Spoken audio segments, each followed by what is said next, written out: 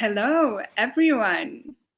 Nice to see you again, and you can start joining our panel discussion with our alumni. And I'm so excited to dive into everything that we prepared for you. What's the goal of the panel? Is that because we are coming to an end with our application process, which is going to be concluded on July 31st. So we really want to encourage startups to apply and do not hesitate even any minute, because this breathtaking journey is really worth it. Today we're having the alumni panel with 3 startups, as before we had with the startups in the beginning of application with Eric and Alima from Panama and African countries. So we were covering the region of Africa and Latam. And now we decided to invite our amazing alumni from Central Eastern Europe and Central Asia, from Middle East, and from Asia.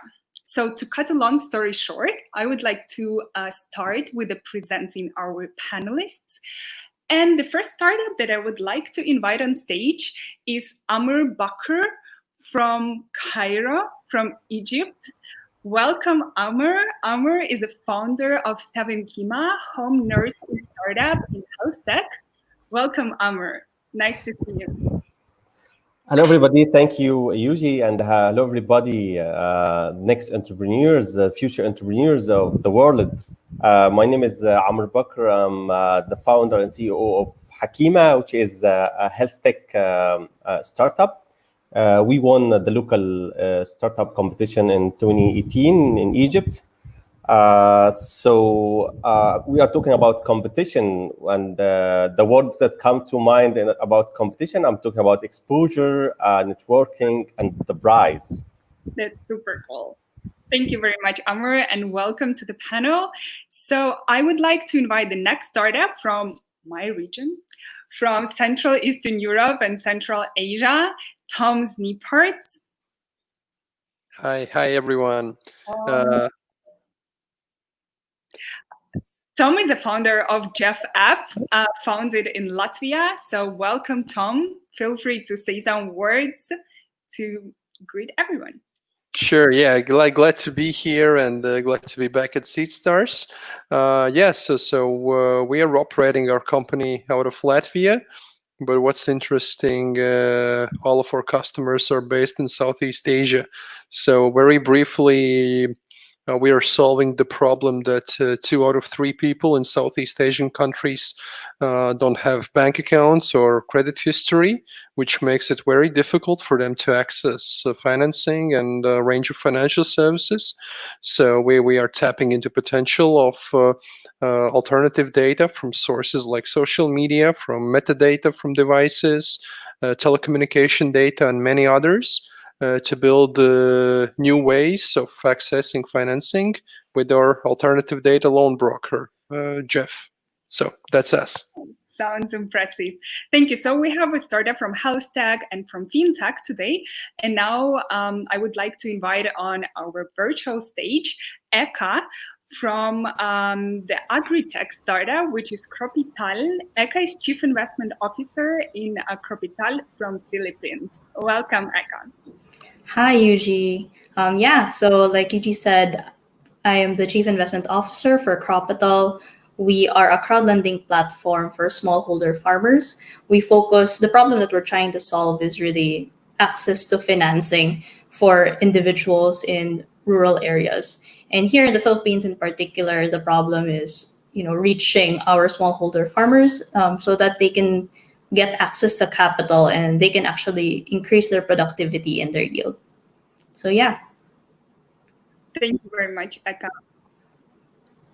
Thanks a lot and welcome everyone. So happy to start this discussion. But before we dive into the topic that we prepared, I would like to ask you in one word, what comes into your mind when you hear the word startup competition?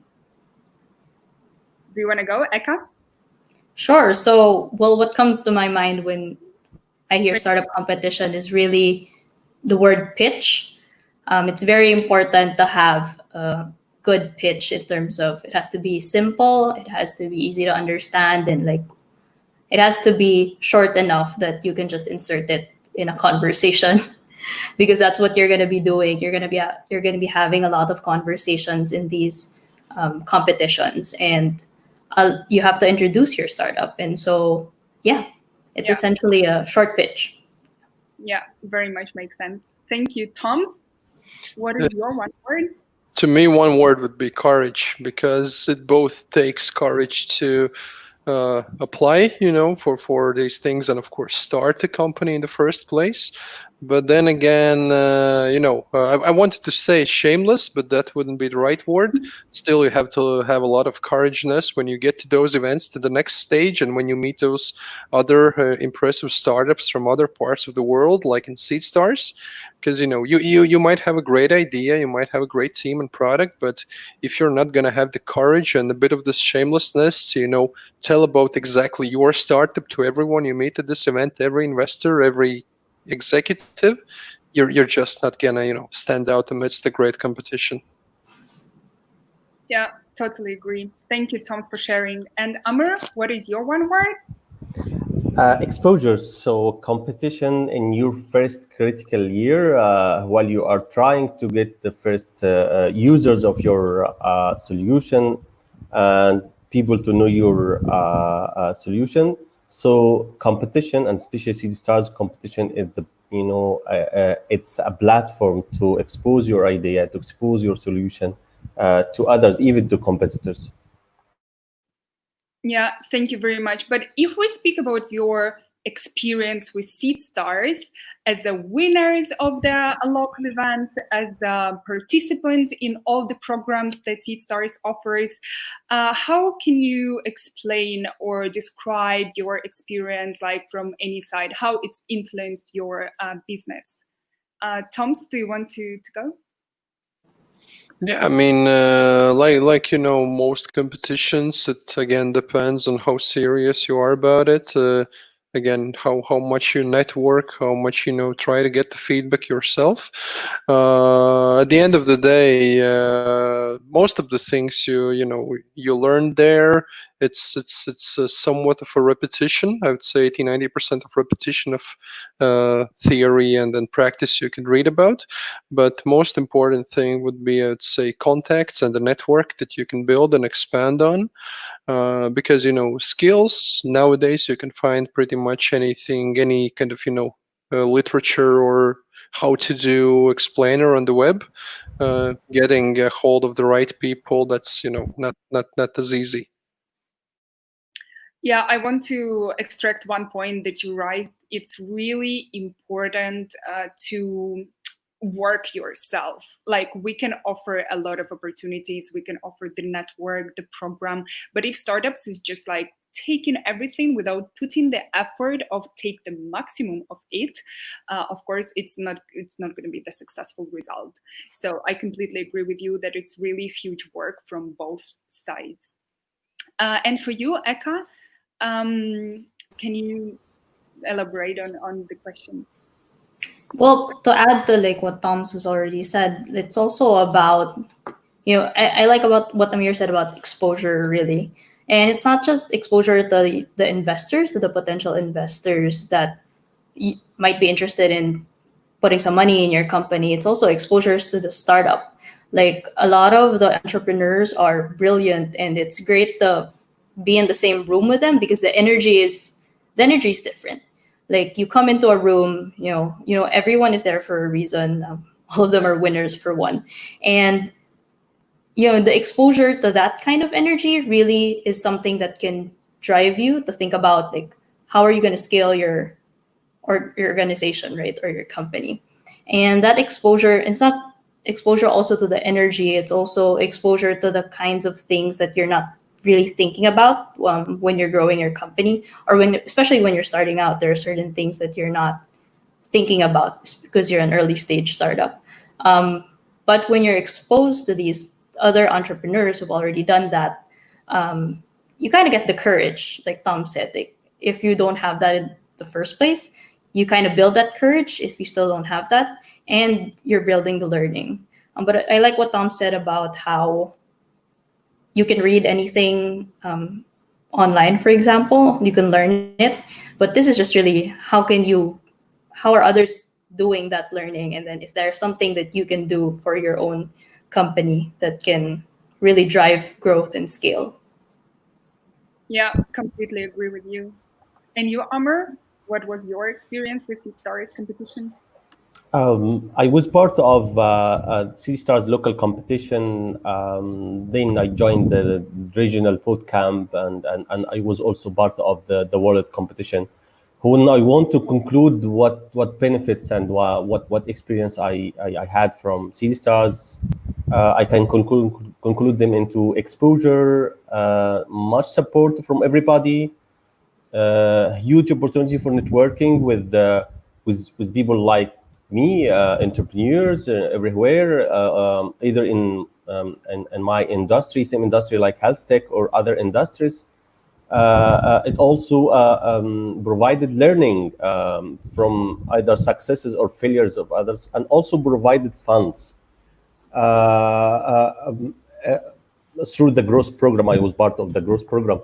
So, and to talk more about this, as mentioned by my colleagues, when we are talking about exposure, it's not only exposure to investors, exposure to even competitors, exposure to people like us.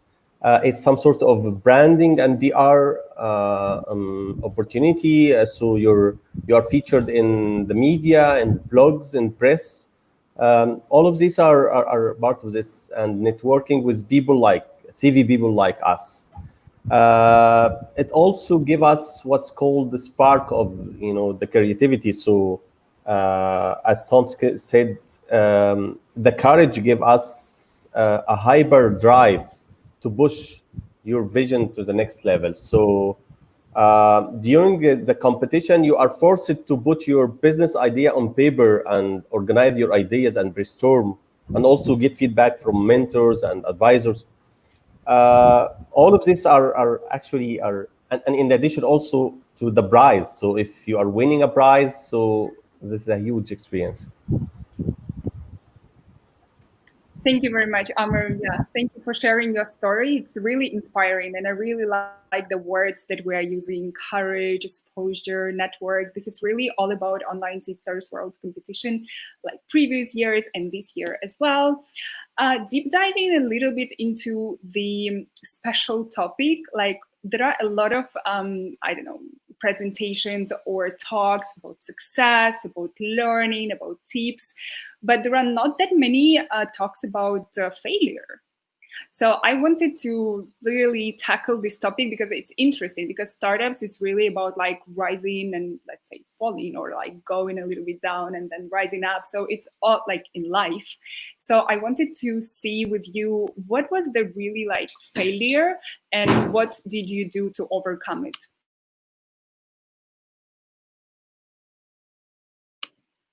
Can you, Toms, start, please?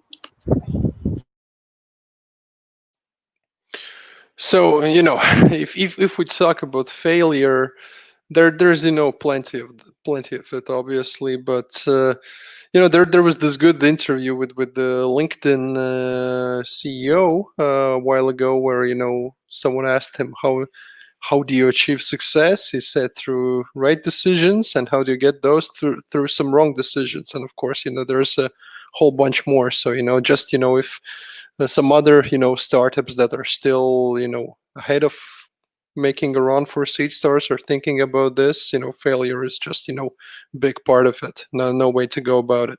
For us, probably the biggest failure in the year one has been failing with picking the right people, because to us, people is what makes it or breaks it when it comes to an early stage company.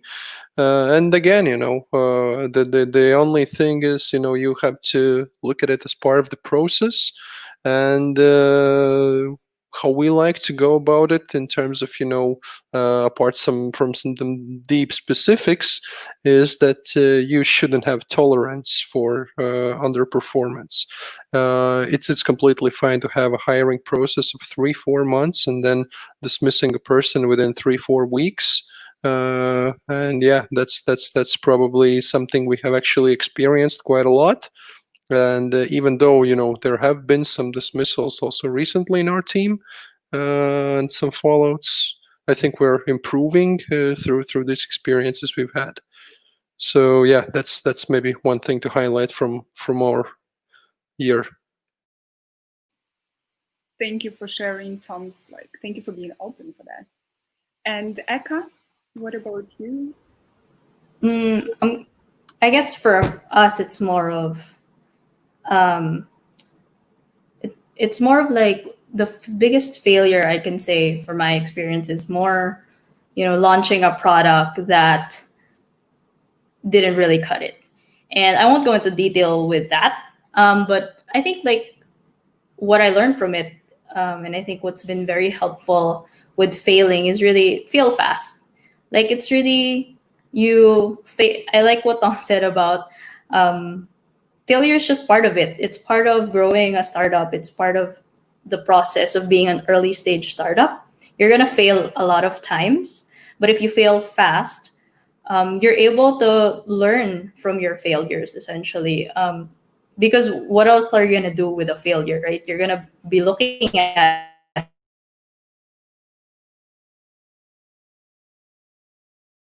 it, you're going to be evaluating it, you're going to ask yourself, it's going to keep you up at night, just like why.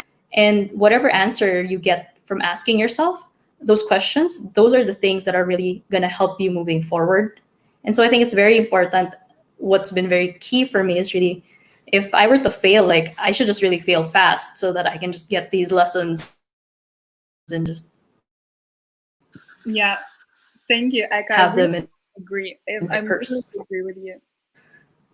Agree with you in terms of the what should you do with failure? This is a cool one because normally people say you need to learn from failure, but you can ask yourself what else you can do with it. So you just learn out of it. This is a good one. Amr, what was your business failure? So, talking about big failures, it was uncommon. It was there, but it was uncommon because actually what we learned from Seedstars growth program that we are running small experiments. So most of the failures are small because we are doing small experiments. And this is actually what we had learned, but after we had one big failure, and it was in the first year where we put our seed fund, most of the seed fund in one basket. So we had a big experiment, a big marketing experiment, and we lost a lot. We lost a lot of funds because we relied on theoretical ideas. It's not as Tom said, the theory and the marketing theories and everything is different from actual startup life. So our biggest failure, it was putting the funds in one basket in one big experiment. And what we learned is we have to go through very small and successive experiments, so we can learn fast and we can correct our service fast. Yeah. Thank you for this story, Amr. Yeah, I hope everyone will take for sure some learnings of what we shared here and will not repeat, because the best is, of course, to learn from others' mistakes, which is really sometimes super difficult because you need to do your own mistakes to learn from them.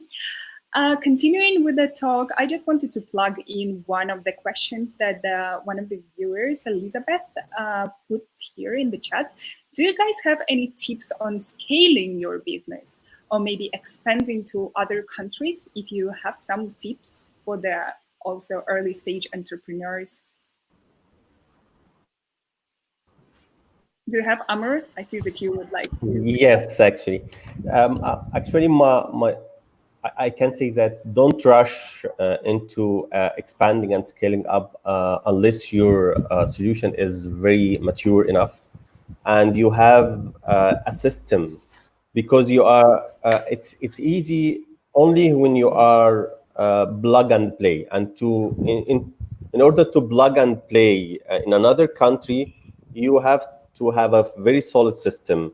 And when I'm talking about system, I'm talking about policy and the procedures of your company, a system which is a software, a system which is a marketing plan, and everything. So don't rush until your solution is very mature enough in your country. So then you can plug and play in another country. This is the most important tip I want to share.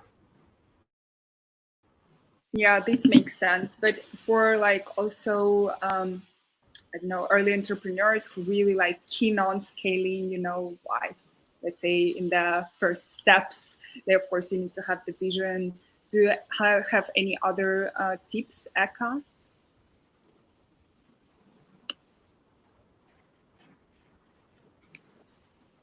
Yeah, I think we have a little bit of technical issue. Tom, would you like? Yeah, I think yeah, it's really just like, yes, definitely. Go ahead.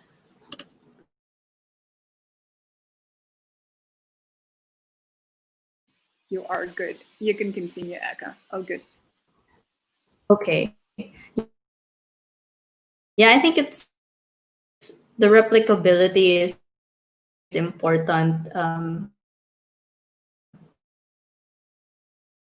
I'm just writing. Apart from being plug and play, it's really in the maturity of your organization. It's about being able to. It's also about context, like where are you gonna bring these what these aspects of your business, like where are you bringing it, and what you're replicating there gonna fit in that context. Like it's one thing to have a mature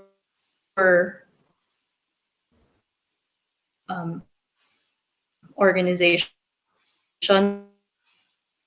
but it's another thing what makes your yeah, I understand everything, organization but successful where you operate now. Yeah, thank you very much, Eka. I was writing down some points from your speech. There was a little bit of technical issues, but the main things that we got is replicability and context. That no matter like how mature business you have, it's really important to take into account the context that where you apply to and which country, the market, like everything is really different. So you need to take into account these minor conditions as well. Toms, would you like to, because I know that you have quite a lot of experience with scalability, at least maybe theoretical. Yeah, with Jeff, that's actually a very relevant topic for us right now, because we've been actively operating in Vietnam. We have first 100,000 users, and since a few months ago, we've been looking to expand to our second market, which is Indonesia. But then again, there's very many moving parts, especially in times of pandemic. So we've been talking to some people. There's this company called Bolt from Estonia. They have hit a unicorn valuation. They're in dozens of markets in the world already, and some of their people told us that even if it might seem like it's just plugging in the system to another market, that's having a good system and set of processes is important, but there comes a lot of peculiarities with any given market you add. The culture of the consumers or the corporates, whichever is your clientele, is different. Regulation is another aspect. Some marketing channels that work in one market most definitely won't work in another one. So it's maybe two key things to think about is, number one, really be clear what your product is and how kind of market reliant is it. Because I know with Jeff, with our existing solution, it's going to be super difficult to go in any next market. In my previous company that that was also a startup, we right away launched in 30 markets in Europe, and it was no problem, kind of. So it's that's number one. And number two, really, estimate your resources, especially as an early stage company. There's going to be stuff breaking every day. There's going to be 50 different things coming up. What you think you're going to accomplish for the week on Monday, you're probably going to accomplish over the next 3 weeks, probably. There's just going to be, lots of surprises. So probably really, I think Amr said that focus on really getting a small niche of clients that really love your product, that are ready to pay for it, and to validate you have profitability in one market. That's the sweetest form of validation there is. Yeah, this is a very useful tips. Even I wrote down something because it's really, really important what you all said. And I really appreciate this sharing with us. Thank you, guys. Getting back to the applications process and the first step when startups decide to actually join the competition and they open the website, they go to the application form. So what are the tips or things that you can say make your application outstanding? Do you want to go, Amr? Yes. I'll be more specific for Seedstars from my experience with Seedstars. So most important tip is please clearly identify the problem you are solving. So what is the problem and the issue actually? How big is the problem? How big is the market that the problem is?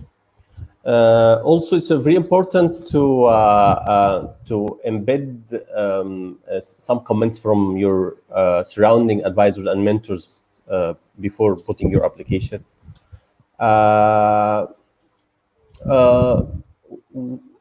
Try to establish your credentials, your team credentials. What is your background as a team members or all team members? What's your practical experiences? And the most important thing I would like to focus is try to show that your solution has a social impact. Because Seedstars is a social impact organization, so try to show how your solution has a social impact. Yeah, thank you very much. The problem which is big on the market, it should be big, and really like the solving of the problem should be really into the point. This is a good one. Eka, do you would like to share some outstanding moments for the application form? I think make your application as readable as possible. Like if you were to show it to someone else and they couldn't clearly communicate back the problem, for example, you're solving the market, you're addressing your solution especially, then that's a point of revisiting your application. And I think one of the key things that was helpful for me when we were making our applications to Seedstars is really highlighting what makes your solution unique. Because there are the problems that you're trying to address may also be being solved by someone else who's also submitting an application. And you want to highlight what makes your solution unique, because let's face it, like a lot of people will be competing for this stage, and you gotta be clear that your solution is what's the best solution for that particular problem. So yeah. Yeah, thank you, Eka. I think to make it clear is very important because like many people can look at it. I mean, the investment team, the analysts, and it should be really like straight and forward without any hidden things or hidden between the lines. So everything straight and forward as, again, as detailed as possible. And you, Toms, what would be your secret for outstanding application, which actually wins the Seedstars local event? Sure. So if we're talking about the application itself, the single most important thing would be make it concise, make it short. Because I don't know what was it last year? It was 8,000 applications or so for Seedstars. Yeah, around that. Yeah. So when you think about it, from the organizers and the kind of jury perspective, imagine if each of those applications takes, I don't know, 15 minutes to read. That's if you're lucky enough to be at the very top or where the energy level is highest for those guys reading it, that's good luck for you. But other than that, if you make it easy on them, if you're really to the point, 1-2 sentences per answer, first of all, they're gonna feel like, oh wow, this at least this guy kind of is being a nice guy and being respectful against us as a jury, to not to make overread anything. And number two, it's just enough about making them curious but not telling the full story just yet. And that's kind of the one of the first moves towards okay, I want to go see these guys further, get to know them better, and let's invite them to the event, and you go on from there. When and if you get to the event, if it's offline event, that's one thing. Nowadays, if it's fully online, I don't know. That's already a bit different mindset you have to have for that, I think. But probably the more important thing is what's actually behind the application. What have you been able to achieve? What can you demonstrate, especially in numbers? Do you have clients? Do you have some revenue? Do you have some established team? How strong is the team? How long you know each other? Because those are things that most people reading the application will be looking for anyways. And yeah, so try and make the impression that we're gonna succeed as a company anyways. Just if you from Seedstars or from anywhere else want to join the party, hey, maybe we can achieve better things sooner on. If not, that's fine, we're gonna crush it anyways. So have this confidence and believe in yourself, I'd say. Yeah. Wow. Thank you a lot, and millions and tons for this, because it's so important, like to create even this interest, as you said, that like not show everything on the very first application or very first step, but still like put on a hook and just like, yeah, so we would like to know more about you. And at the same time, to be humble enough and to be like still like aiming at success no matter what, because it's your business, and it's not only about the application, but also about the like how you proceed and how you are good with the startup that you are building. So I really also like the part that you said about like the tips for the entrepreneurs who are just starting their journey. So I would like to go to this conclusive part before we go to the Q&A. What would be the most important one tip from you guys to the fellow entrepreneurs out there around the globe? Yeah, Amr is ready, so I think you can go ahead. Don't wait to be perfection to enter the market. Be as early mover as possible. So think big, start small, but please start now. So don't wait.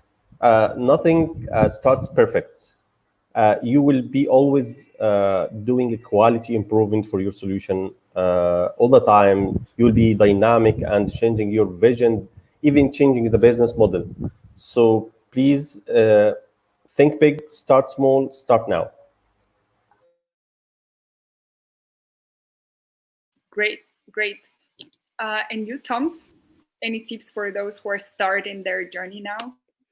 Yeah, so it very much goes in hand what Amr said. Done is better than perfect. So key thing in entrepreneurship is execution. So you might be the smartest person in the world. You might have, a lot of talent, other assets, connections. But if you're not going to put those to good use, it's, just going to go and disappear. And whatever you do, again, we started the panel with this. Remember, failure is inevitable. Make sure not to, to let it bring you down too much, and enjoy the process. So, because at the end of the day, when the journey is over, it's not the final milestone that makes it. It's all of the things when you look back. So it's execute, don't let failure take you down, and enjoy the process. That would be my takeaway. Awesome. Thank you. And Eka, what is the tip from you? Mine's just really just be ready for change. I think what Amir said and Tom said was that, failure is inevitable and you just have to start now. And if you start now, you're just going to be pivoting here and there because there's no perfect product out there. What you're trying to do, you're not trying to make a perfect product. You're trying to solve a problem. And if you're really customer centric, you're really obsessed about solving the problem, you be ready to change your solution all the time, or be ready to pivot whatever it is you're making so that you can keep, really hyper focused on solving the problem. So yeah, like just be ready for change and don't be afraid of it changing, or don't let that fear of change, stop you from keeping going, from starting your journey essentially. Yeah, very much agree on this point. That's so true. Well, thank you very much, guys. Once again, we are all grateful. Everyone who's listening, really, I was seeing the comments in the chat like, awesome, Tom, thanks for the tips. And thank you for all the advice you give. So I would just ask your permission to go into the questions and answers.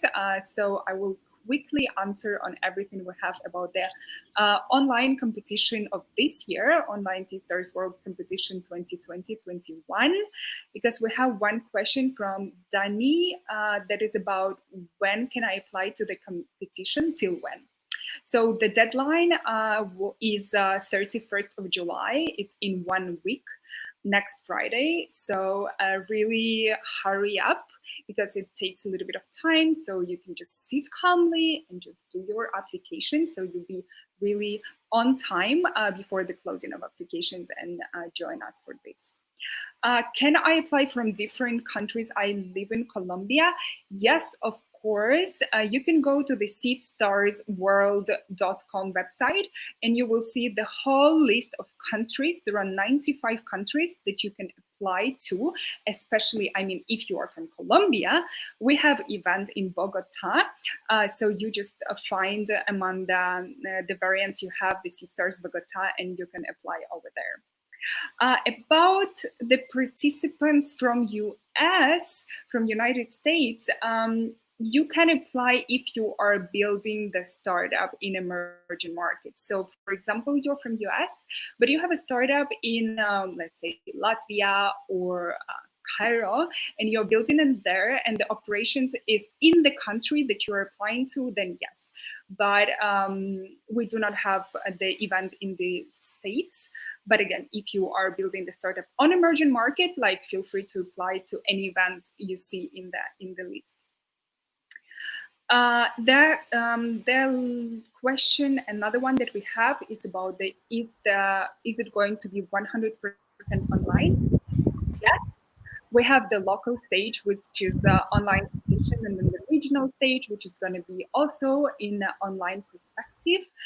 So answering your question, yes, you can apply online. Then we will contact you for online Seedstars Academy, where you will be going through the trainings and afterwards there will be interviews. So you can go through everything on seedstarsworld.com website to see all the stages. And yeah, answering your question again is going to be fully online. Amazing. Thank you for sending your applications, and thank you for your comments and everything. I'm really, really excited as always about the alumni talks that we do. I hope that you guys, everyone who's listening, and myself, and all who are participated, took some really useful tips and learnings, so we can really proceed A, with applications, and B, with building your stable, scalable, and successful businesses. Do you have any last comment from for us, for the applicants, for startups who are starting their journey? Toms, Eka, Amr, before we conclude. So do you have any last comments to add to this amazing life?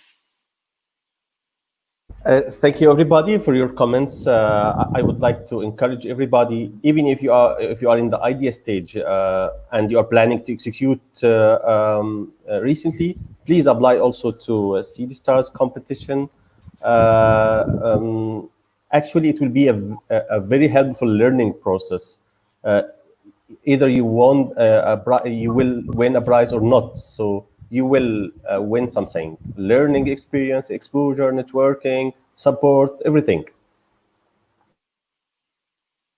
Yeah, that's very true. I think for me, it's just really good luck, everyone. You have 1 week to apply. If you haven't started your application, you should start today. Get someone to read it, simplify it, make sure that you have everything ready, and just submit it. Seedstars is a really great experience. You meet great people, the energy is amazing, and you just really get pushed. So if you want your startup to succeed, you need that challenge. So yeah, apply for Seedstars. Yeah, from my side, I love the fact that for the last 45 minutes, I think we didn't even bring up the pandemic, but that's a super important thing to keep in mind, because the world as we used to know it, it's pretty much gone for the good, and this means it's a amazing time of opportunities, because most great companies are born in times like these. So if you had your doubts about whether you should pursue your calling of trying and being an entrepreneur, then yeah, there's your calling. You have the time now to be the entrepreneur that you want to be, essentially. Yeah, very good one, and very much agree that the best time for changes and opportunities. Awesome, guys. I thank you very, very much again. And okay, we on our side are going to proceed further with screening applications and getting on board our amazing entrepreneurs of this year. So stay tuned, everyone. And thank you, amazing panelists and alumni, for being with me today. Bye. Thanks, Eugene.